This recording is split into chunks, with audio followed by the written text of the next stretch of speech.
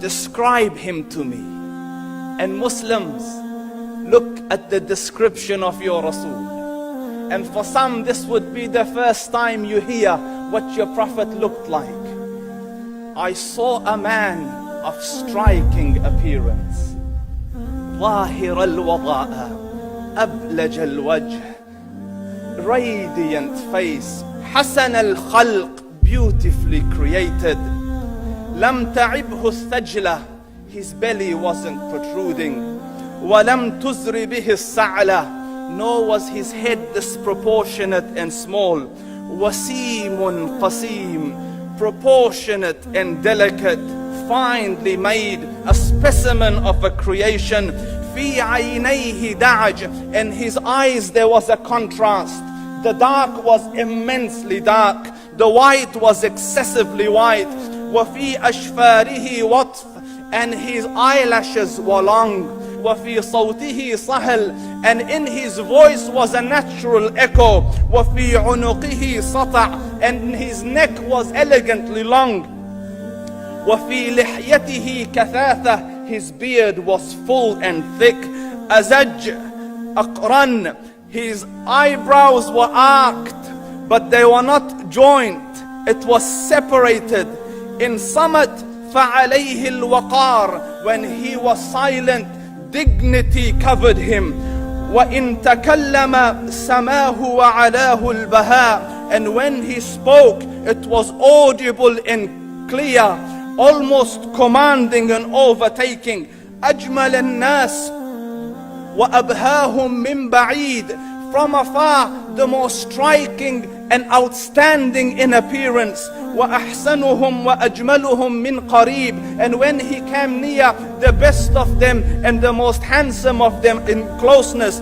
حُلْوُ الْمَنْطِقِ, such an exalted and sweet level of logic. Like when he used to speak, it was so coherently logical, it was smooth and easy to understand. فَصْلٌ لَا نَزْرٌ وَلَا هَذْرٌ, he was to the point, not excessive, nor too short. كَأَنَّ مَنْطِقَهُ خَرَزَاتُ نَظْمٍ يَتَحَدَّرْنَ, his logic, his utterances, his words were like jewels coming out of a necklace, calculated, polished, one after the other, it would flow magically. رَبْعَةٌ, he was medium in height.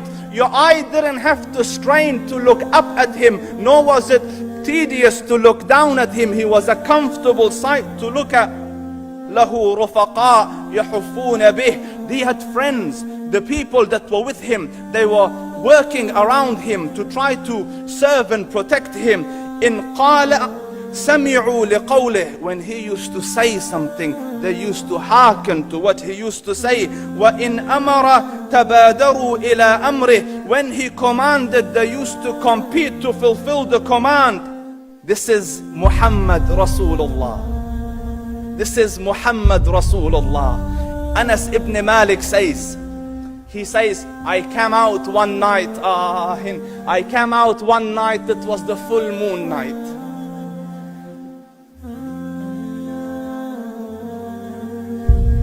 And I looked at the moon, and in the desert, understand, the moon is an awesome sight.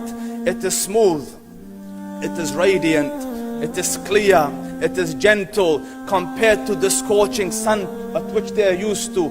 So the moon was the epitome of beauty. So he says, I came out at a full moon night and I looked at the moon and I saw it beautiful, handsome. So I said, let me go see if the moon is more handsome or my Prophet is more handsome. Let me see if that is more beautiful or the Prophet is more beautiful. So I went and I saw him standing afar. So I looked at his face and I looked at the moon, and I looked at his face, and I looked at the moon, and I looked at his face, and I looked at the moon. And he said, Wallahi, he was more handsome than the moon in its entirety. That is just the look of your Rasul.